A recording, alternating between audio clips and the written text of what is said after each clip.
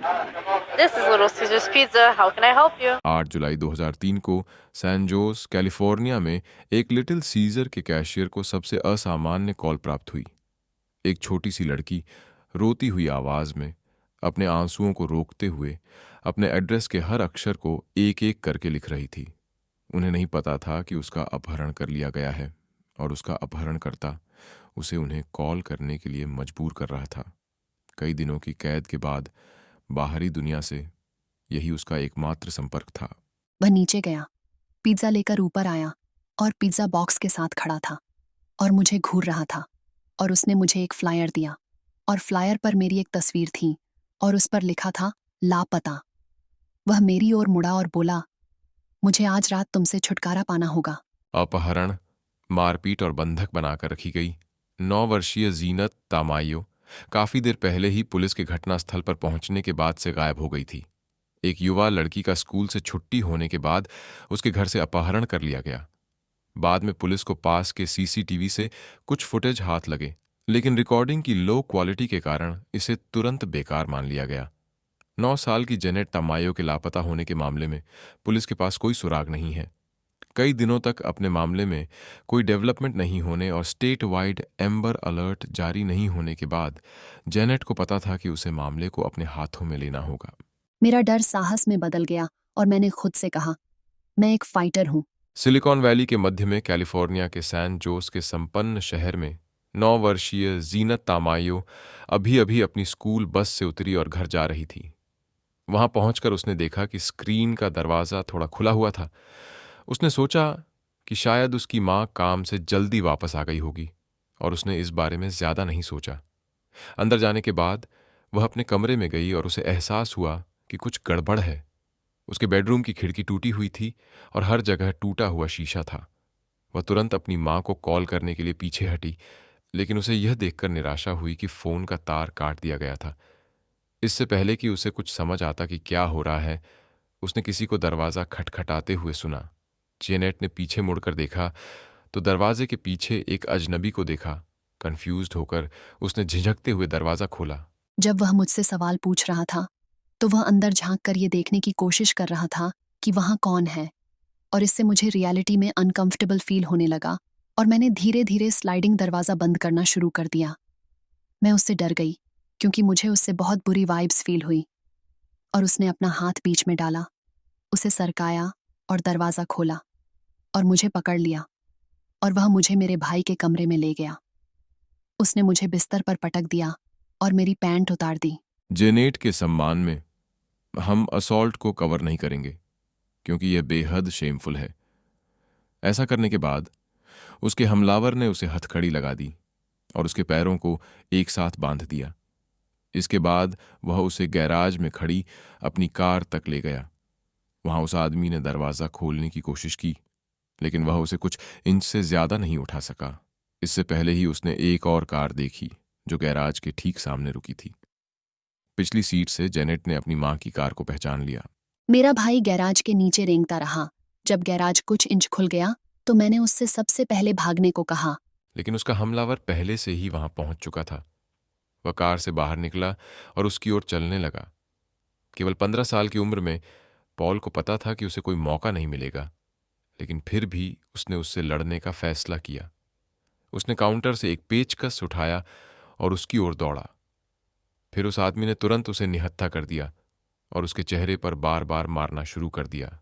हथकड़ी और पैर में रस्सी से बंधी जेनेट भयभीत होकर देखने के अलावा कुछ नहीं कर सकी। वह आदमी उसके भाई को घर के अंदर खींच ले गया था। अंदर घुसते ही उनका सामना जीनत की मां रोजालिया से हो गया। उसने उस आदमी से लड़ने का प्रयास किया और सफलतापूर्वक उसे अपने बेटे से अलग कर दिया। फिर पॉल किचन कैबिनेट की ओर दौड़ा और उसमें से एक फ्राइंग पैन निकाला। उसने अपनी मां की मदद करने की कोशिश की, लेकिन एक बार फिर उस आदमी ने कुछ भी करने से पहले उसे निहत्था कर दिया और रोजालिया पर तात्कालिक हथियार घुमाया। उस पर बार बार वार किया जब तक कि वह जमीन पर नहीं गिर गई। मुझे याद है कि मैंने अपनी माँ को चिल्लाते हुए सुना था और फिर अचानक वह चुप हो गई थी। उसके बाद मैं ज्यादा कुछ नहीं सुन सकी और मैंने देखा कि वह आदमी तेजी से गैराज में वापस आया और कार में वापस आ गया। और जब मैंने उसके चेहरे पर खून देखा तो मैंने उससे पूछा, क्या तुमने उन्हें मार डाला? और वह बस हंसने लगा और मैं बस रोने लगी। मुझे नहीं पता था कि उसने उन्हें मार डाला है या नहीं। मुझे नहीं पता था कि वे अब वहां थे या नहीं। क्या उसने उन्हें मार डाला था? और मैं उसके चेहरे पर खून के साथ बस यही सोच रही थी कि वे चले गए। मेरा परिवार चला गया था।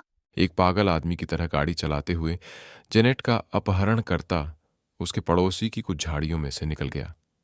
अपने संयम के कारण वह मुड़ने में कामयाब रही और उनके घर का रुख करने से पहले आखिरी बार अपने घर पर नजर डाली। जब उसने कार के पीछे बदहवास दौड़ती हुई रोजालिया से आंख मिलाई तो उसे एक जबरदस्त राहत महसूस हुई। उसका चेहरा बुरी तरह जख्मी था और खून से लथपथ था, लेकिन कम से कम वह जीवित थी। बहुत पीछे नहीं। उसका भाई पॉल दर्द से लंगड़ाते हुए कुछ दर्शकों की ओर आ रहा था। अपना हाथ हवा में लहरा रहा था और मदद के लिए चिल्ला रहा था, पुलिस को बुलाओ, पुलिस को बुलाओ। जैसे ही कार कोने से गुजरी, जीनत ने वहां से गुजर रहे दूसरे ड्राइवरों पर चिल्लाना शुरू कर दिया और उनका ध्यान खींचने की कोशिश में अपना कंधा खिड़की पर पटक दिया। लेकिन उसकी कोशिश पर किसी का ध्यान नहीं गया, क्योंकि उसके हमलावर ने तुरंत पहले से ही पेचकस पकड़ लिया और उस पर हिंसक हमला कर दिया। 2 बार उसे मारने के बाद वह उसकी पहुंच से बाहर चली गई। मुझे बस इतना याद है कि मैं नीचे फिसल रही थी, वहां लेट रही थी और कार की छत की ओर देख रही थी और बस अपने आप में सोच रही थी, मैं इसे बाहर नहीं आ पाऊंगी, मैं मरने वाली हूं। पुलिस के आने के बाद घर पर वापस रोजालिया एम्बुलेंस में बैठने से इनकार कर रही थी। वह डिटेक्टिव्स और अन्य अधिकारियों को जो कुछ भी हुआ उसे समझाने की कोशिश कर रही थी, लेकिन उसकी हालत हर मिनट खराब होती गई और उसकी घबराई हुई स्थिति से कोई खास मदद नहीं मिली। इसलिए पॉल को सुरक्षित करने के बाद उन्हें उसकी इच्छा के विरुद्ध उसे स्ट्रेचर पर ले जाना पड़ा। उन दोनों को नजदीकी अस्पताल भेजा गया। उनके एकमात्र गवाह चले गए हैं। पुलिस के पास काम करने के लिए बमुश्किल ही कोई जानकारी थी। शुरू से ही उन्हें पता था कि जेनेट का अपहरण कर लिया गया था और किसी ने घर में घुसकर फोन के तार काट दी और उसके साथ जाने से पहले उन पर हमला किया। लेकिन इसके अलावा उनके पास केवल क्राइम सीन था। पहली चीज जो मैंने नोटिस की वह यह थी कि गैराज में बहुत सारा खून था। मैं उस समय जानती थी कि यह एक बहुत ही हिंसक अपराध था। आप सोचने लगते हैं, क्या हम उसे जीवित घर लाएंगे? मामले के लिए नियुक्त जासूस हीदर रांडेल ने शुरू में सोचा था कि शायद रसोई और गैराज के आसपास कुछ खून जेनेट का था। चूंकि उसकी फोरेंसिक टीम सैंपल्स ले रही थी और घटनास्थल की जांच कर रही थी, उसने जल्द से जल्द खोज शुरू करने के लिए हैंडलर और ब्लडहाउंड को भी बुलाया। लेकिन दुख की बात है कि यह उन्हें बहुत आगे तक नहीं ले जा सका, क्योंकि शुरुआती हमले के दौरान न तो जेनेट और न ही उसका हमलावर घायल हुए थे। जैसे ही यह हो रहा था, उसने पड़ोसियों में से एक के रास्ते में एक सिक्योरिटी कैमरा भी देखा। अंतिम घंटे में कैप्चर किए गए फुटेज की समीक्षा करके वे घटनाओं की एक अनुमानित समय रेखा स्थापित करने में सक्षम थे। जेनेट के आने से 30 मिनट पहले उसके हमलावर ने उसके शयनकक्ष की खिड़की तोड़ दी और घर में चोरी कर ली। फिर वह अपनी कार में वापस चला गया और जेनेट के आने का इंतजार करने लगा। बाद में उसने उसका पीछा किया और दरवाजा खटखटाया। फिर उसने लगभग 30 मिनट तक बेडरूम में उसके साथ मारपीट की। इस समय वे गैरेज की ओर चले गए। इस बीच पॉल और रोजालिया घर में पहुंच गए। रिकॉर्डिंग के आखिरी हिस्से में हम स्पष्ट रूप से रोजालिया और पॉल को चिल्लाते हुए सुन सकते हैं, मदद के लिए, पुलिस को बुलाओ, पुलिस को बुलाओ। लेकिन रैंडल की दिलचस्पी मुख्य रूप से एक विशेष क्षण में थी, जब हमलावर की कार कैमरे के ठीक सामने थी। कैलिफोर्निया में स्टेट वाइड एम्बर अलर्ट जारी करने के लिए अपराधी से जुड़ा नाम, लाइसेंस प्लेट नंबर या फोन नंबर होना अनिवार्य है। यह हार्ट ब्रेकिंग है। आपके पास इसका सबूत है, ये बहुत करीब है और फिर भी आपको बस थोड़ा सा क्लियर वीडियो चाहिए। इससे पहले कि वह पॉल और रोजालिया पर वापस आ पाती, उसने मीडिया को यह उम्मीद करते हुए सचेत किया कि एम्बर अलर्ट के बिना भी शायद आबादी खुद को वैसे भी संगठित कर लेगी और उसके गायब होने की बात फैला दी।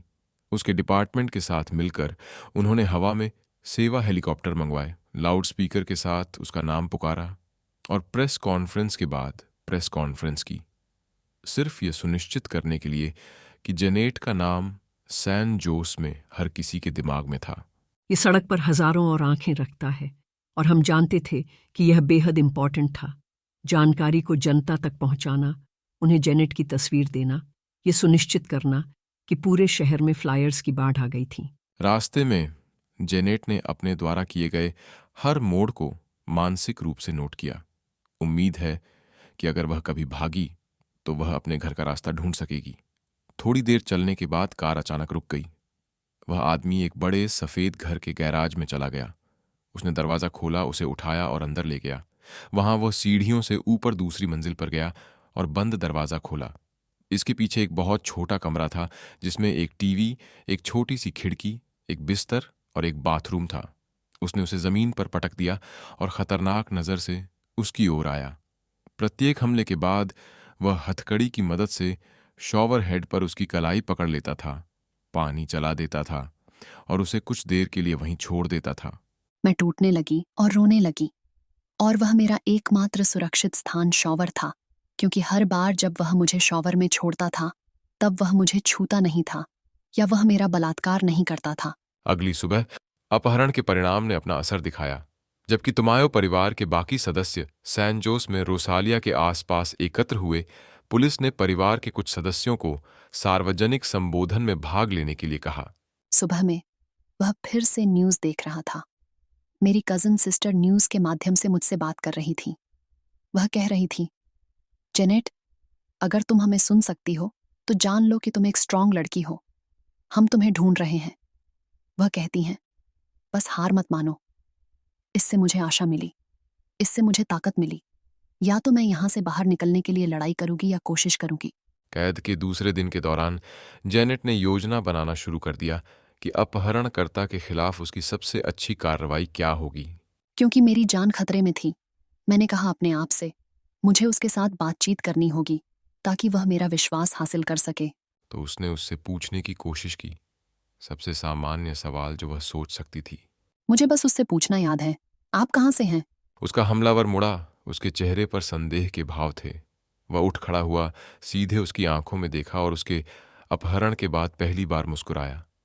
उस पल वह चाहती थी कि वह उसके चेहरे पर थूक सकती थी, उसकी पीठ में पेचकस से वार कर सकती थी, या प्रतिशोध की कोई अन्य कार्रवाई जिसके बारे में कोई सोच सकता था।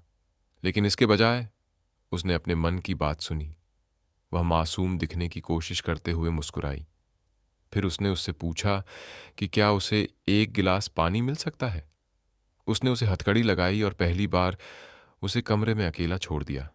जबकि वह सीढ़ियों से नीचे गया, अब वह अकेले ही घबराकर हथकड़ियों से छेड़छाड़ करने लगी। चूंकि उसने देखा था कि ताले को किसी चाबी की आवश्यकता नहीं है, यह मैकेनिकल था। मुझे याद है कि मैं अपनी उंगलियों से एक छोटा सा बटन फील किया और यह एक कुंडी की तरह था। मुझे एहसास हुआ कि अगर मैंने कुंडी को एक तरफ कर दिया और उस बटन को दबा दिया तो हथकड़ी खुल जाएगी। अब फ्री होकर वह जानती थी कि उसके पास केवल 1 मिनट है, कुछ उपयोगी सोचने के लिए, कुछ ऐसा जो या तो उसे बचा सकता है या शायद पुलिस की मदद कर सकता है अपराधी को खोजने के लिए। मैं और मेरा भाई हमेशा CSI, लॉ एंड ऑर्डर और शो में जासूसों को देखते थे जो हमेशा सुराग की तलाश में रहते थे। तेजी से उसने वह घड़ी पकड़ ली जो उस आदमी ने नाइट स्टैंड पर छोड़ी थी। फिर वह कमरे के दूसरी तरफ भाग गई जहां आदमी ने उसके खेलने के लिए कुछ खिलौने रखे थे। उसने उनमें से मिट्टी का एक छोटा सा कछुआ उठाया और आखिरकार वह बाथरूम की तरफ भागी और अपना अंडरवियर पकड़ लिया। उसे याद आया कि CSI कलाकार अक्सर यौन उत्पीड़न के मामलों में पीड़ित के अंडरवियर का इस्तेमाल करते थे, और वह चाहती थी कि उसने उसके साथ जो किया उसके लिए उसे पनिश किया जाए। लेकिन जल्द ही उसकी जांच रोक दी गई क्योंकि उसे सीढ़ियों से ऊपर जाते हुए अपने अपहरणकर्ता के भारी कदमों की आवाज सुनाई देने लगी। मैं बिस्तर पर वापस कूद गई, हथकड़ी लगा दी, और एक बार जब वह दरवाजे से अंदर आ गया तो उसने बस मुझे देखा और मैं मेरे मन में उम्मीद कर रही थी, कृपया मुझे मत छुओ, क्योंकि मेरे पास चीजें थीं और मुझे डर था कि कहीं वह मिल न जाए। तीसरे दिन मामले में प्रगति न होने के कारण जेनेट का परिवार तबाह हो गया। रांडेल द्वारा किए गए अविश्वसनीय प्रयास के बावजूद पुलिस के पास अभी भी ऐसा कुछ नहीं था जिससे उसका पता लगाया जा सके। जब पुलिस ने रोसालिया को यह बताने की कोशिश की कि 48 घंटों के बाद भी अधिकांश किडनैप्ड बच्चे कभी नहीं मिले, तो उसने सुनने से इनकार कर दिया। इस पॉइंट पर जेनेट अपने अपहरणकर्ता के हमले से पूरी तरह से सुन्न हो गई थी। उसका एकमात्र डिजायर थी स्ट्रांग बने रहना और अपनी स्ट्रैटेजी पर कायम रहना था। उसे अपने अपहरणकर्ता के साथ हेर फेर करना जारी रखने की जरूरत थी। यह उसके बचने का एकमात्र मौका था। मेरी दोस्ती काम कर रही थी। उसने मुझसे पूछा, क्या तुम्हें भूख लगी है? और मैंने उसकी ओर देखा और मैंने कहा, हाँ। उसने मुझे अपना सेल फोन दिया और उसने मुझे पिज्जा ऑर्डर करने के लिए फोन किया। उसने मुझे फोन का नंबर दिया जो उसके पास था और मैंने उसे उस आदमी को दे दिया। फोन के दूसरी तरफ वाले आदमी ने कहा, क्या मैं आपका पता ले सकता हूं? उसने मुझे पता बताया। और ठीक वैसे ही जैसे उसने किया था 2 दिन पहले की कार की मूवमेंट, उसे सब याद हो गया। अगर वह कभी भाग गई तो वह आश्वस्त होना चाहती थी कि वह उसे बाद में नीचे ले जाने में सक्षम होगी। आखिरकार किसी ने दरवाजे की घंटी बजाई और उसका अपहरणकर्ता कमरे से बाहर चला गया 1 मिनट के लिए। जब वह वापस आया तो उसके चेहरे पर मुस्कान थी। उसने पिज्जा को फर्श पर रखा और डिब्बे के ऊपर एक लापता व्यक्ति का पर्चा था जिस पर उसका चेहरा था। फिर उसने उससे कहा कि वह आज रात कमरे से बाहर निकलने से पहले उसे छुटकारा पालेगा। एक बार जब उसने अपने पीछे का दरवाजा बंद कर लिया तो उसने पिज्जा फेंक दिया और सभी एविडेंस कलेक्ट करने लगी जो वह कर सकती थी। फिर उसने वह सब पिज्जा बॉक्स के अंदर भर दिया और इसे बिस्तर के नीचे छिपा दें। जब वह वापस आया तो उसने एक तकिया उठाया और उससे उसका मुंह दबाना शुरू कर दिया। हाँफते हुए उसने अपना चेहरा बगल की ओर धकेलने की कोशिश की, लेकिन वह आदमी बहुत स्ट्रांग था। जैसे ही ऑक्सीजन की कमी ने अपना प्रभाव दिखाना शुरू किया, उसे अपने शरीर में एड्रेनालाइन की भारी लहर दौड़ती हुई महसूस हुई और एक अंतिम धक्का में उसने सफलतापूर्वक अपना चेहरा एक तरफ सरका दिया, इतना कि वह एक आखिरी सांस लेने में सक्षम हो गई। जैसे ही 5 सेकंड बाद मुझे थोड़ी हवा मिली, उसने तकिया हटा दिया और उसने मुझसे पूछा, क्या तुम शावर लेना चाहती हो? जब वह शावर करने के बाद बाहर आई तो उसने जल्दी से कपड़े पहने और सुनिश्चित किया कि जो एविडेंस उसने पहले कलेक्ट किए थे वे अभी भी उसकी जेब में हैं। तभी उसने नीचे के दरवाजे पर किसी को जोर से खटखटाने की आवाज सुनी। वह चीखना चाहती थी, लेकिन वह अपहरणकर्ता तुरंत उस पर कूद पड़ा और उसके मुंह पर हाथ रख दिया। उसे डर था कि वह उसे फिर से मारने की कोशिश करेगा। वह शांत हो गई और दरवाजे पर मौजूद व्यक्ति के जाने का इंतजार करने लगी। हम थोड़ी देर के लिए कमरे में बैठे थे और बाद में जब उसने सुना कि सब कुछ शांत है तो वह मुझे नीचे गैरेज में ले गया। वहां अंधेरा था। फिर उसने उसे जबरदस्ती अपनी कार में बिठाया, उसे वापस हथकड़ी पहनाई और गाड़ी चलाना शुरू कर दिया। यात्रा लंबी थी और जेनेट रोना और चिल्लाना बंद नहीं कर सकी। इसके बीच में उसने खुद को शांत करने के लिए 1 सेकंड का समय लिया, ये समझने की कोशिश में कि अब तक उसके साथ क्या हुआ था। मुझे याद है मैं बस अपने आप में रो रही थी और बस कह रही थी, मैंने अपना बेस्ट किया। अपने द्वारा लिए गए हर मोड़ को याद रखने की पूरी कोशिश की, लेकिन वे 30 मिनट से अधिक समय तक चले। इससे यह पहली बार की तुलना में कहीं अधिक कठिन हो गया। थोड़ी देर के बाद कार एक शराब की दुकान के पास नियॉन रोशनी वाली पार्किंग के पास पहुंची, जो हाईवे से ज्यादा दूर नहीं थी। कार रुक गई और जैसे ही उसने कार रोकी, उसने मुझे मेरे बालों से पकड़ लिया और मैंने चारों ओर देखा और सोचा, हम कहाँ हैं? और वह कह रहा था, मैं तुम्हें जाने दे रहा हूं। और कब उसने मुझे पकड़ लिया, उसने मुझे अपनी ओर खींच लिया। उसने मुझसे कहा, अगर तुमने कभी किसी को बताया कि मैंने क्या किया या मैं कौन हूं या मेरे बारे में कुछ भी, तो मैं वापस आऊंगा और मैं तुम्हारे परिवार को मार डालूंगा और मैं तुम्हें भी मार डालूंगा। जैसे ही उसका अपहरणकर्ता चला गया, वह शराब की दुकान की ओर भागी। उसे विश्वास नहीं हो रहा था कि वह सफल हो गई।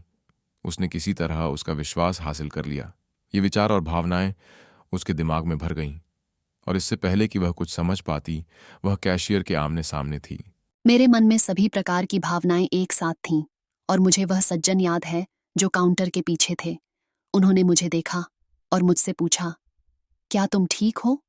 और उन्होंने कहा, तुम तो वही टीवी वाली छोटी लड़की हो। काउंटर के पीछे के आदमी ने संकोच नहीं किया। उसने उसे फ़ोन दिया और जब उसे एहसास हुआ तो वह परेशान हो गई। उसने फ़ोन वापस उठाया और खुद 911 पर कॉल किया। उसने कहा, मुझे फ़ोन का इस्तेमाल करने दो। मैंने कहा, ठीक है, ये रहा फ़ोन।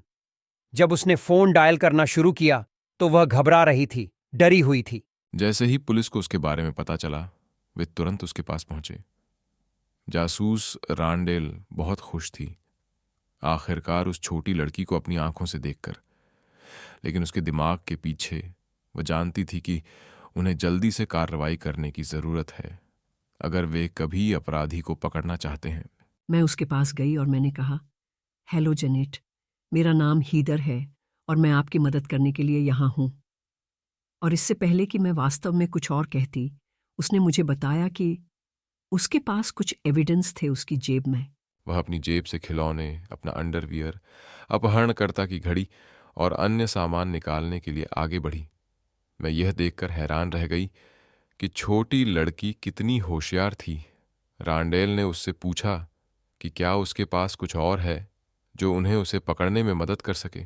जेनेट ने कागज का एक टुकड़ा मांगा और घर, उसका सटीक फोन नंबर और हर दूसरी जानकारी जिसे वह अपहरणकर्ता के साथ अपने समय से याद कर सकती थी, ड्रॉ किया।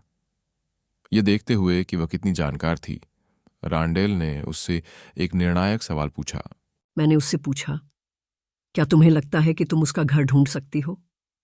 उसने कहा, मुझे लगता है कि मैं कर सकती हूं। और उसने कहा कि वह हमें निर्देशित कर सकती है, दाईं या बाएं कहकर। जब पुलिस उस व्यक्ति के घर की तलाश करने के लिए सैन जोस वापस जा रही थी तो एक अन्य अधिकारी ने क्षेत्र के हर पिज्जा स्थान पर यह देखने के लिए कॉल करना शुरू कर दिया कि क्या वे फोन नंबर का मिलान कर सकते हैं जिसे उन्हें पूरा पता मिल सकता था। लेकिन इससे पहले कि वे यह जानते, वे पहले से ही उस जगह पर पहुंच चुके थे, क्योंकि जेनेट पेट्रोलिंग कार के पीछे उत्साह से कांप रही थी। मुझे लगता है कि इसीलिए मैं कार के पीछे खड़ी हो गई और चिल्लाते हुए कहने लगी, यही जगह है। कुछ मिनट बाद रांडेल को पिज्जा स्थान से पुष्टि मिली कि यह वास्तव में सही पता है। इसलिए उसने घर पर छापा मारने के लिए एक टैक्टिकल टीम और एक K9 स्क्वाड को आदेश दिया। फिर हमारी स्वॉट टीम ने जाकर उसे हिरासत में लेने की योजना बनाई। हमारे पास जेनेट से मिला घर का नक्शा था और वे अंदर गए और यह निर्धारित करने में सक्षम थे कि वह अटारी में छिपा हुआ था। संदिग्ध डेविड मॉन्टियल क्रूज ने गिरफ्तारी से बचने का प्रयास किया और घर के अंदर अधिकारियों को धमकी दी। इसलिए उन्होंने उस पर कुत्तों को छोड़ दिया। उसकी बाहों पर कई चोटें आईं और उसे घर से बाहर ले जाया गया। बेडरूम के अंदर हीदर को पिंजा बॉक्स मिला जो सबूतों से भरा हुआ था। पुलिस का कहना है कि उन्हें संदिग्ध की पृष्ठभूमि के बारे में बहुत कम जानकारी है। उसे कल सुबह इस घर से गिरफ्तार किया गया था। जिला अटॉर्नी के कार्यालय ने डेविड मॉन्टियल क्रूज के खिलाफ चोरी, यौन उत्पीड़न सहित 9 गंभीर आरोप दर्ज किए, बलात्कार, जबरन अश्लील हरकतें और एक विशेष परिस्थिति। गिरफ्तारी के बाद रोसालिया को बुलाया गया था, लेकिन आपातकालीन सेवाओं को जेनेट को जल्द से जल्द ER में लाने की जरूरत थी। आखिरकार उसे चाकू मार दिया गया था और घाव हो गए थे जिनका अभी तक इलाज नहीं किया गया है। इसलिए रोसालिया और पॉल ने उनका पीछा किया और अंततः जब वह स्थिर हो गई तो उसके साथ फिर से जुड़ गए। जेनेट के लिए अगले वर्ष आसानी से नहीं गुजरे। कुछ समय के लिए उसने अपने व्यक्तिगत दर्द से खुद ही निपटा। वह कभी भी घर नहीं छोड़ती थी, पुरुषों और बाहरी दुनिया के डर के चंगुल में फंस गई थी। लेकिन जब वह 15 साल की थी तो 6 साल की थेरेपी के बाद कुछ हुआ। आखिरकार उसने अपने डर का सामना करने और इसके बारे में कुछ करने का फैसला किया। 12 साल बाद टीवी निर्माताओं ने उसे जासूस हीदर रांडेल के साथ फिर से मिलाया, जिसने एक छोटे से 9 साल के एक चतुर बच्चे की मदद से डेविड मॉन्टियल क्रूज के उत्पात को खत्म किया और उसे जीवन भर के लिए सलाखों के पीछे डाल दिया। भले ही उसके आघात ने उसके बचपन में बाधा उत्पन्न की, लेकिन उसने इसे एक वयस्क के रूप में अपने जीवन पर हावी नहीं होने दिया। आज उसने हीदर के नक्शे-क़दम पर चलने और कानून प्रवर्तन का अध्ययन करने का फैसला किया। उसका लक्ष्य एक दिन जासूस बनना और अपने समुदाय की मदद करना है, उसी तरह से जैसे हीदर ने उसकी मदद की। और इसके अलावा वह लापता लोगों और हिंसा के हर पीड़ित के लिए एक आवाज भी बनना चाहती है। हर किसी के पास एक कहानी है और इससे कोई फर्क नहीं पड़ता कि जीवन हमारे सामने क्या फेंकता है। चाहे कोई भी बाधा हो, हम सभी फाइटर हैं और हम सभी में आगे बढ़ते रहने की क्षमता है। मैंने अपने डर को साहस में बदल दिया। मुझे मेरा परिवार वापस मिल गया।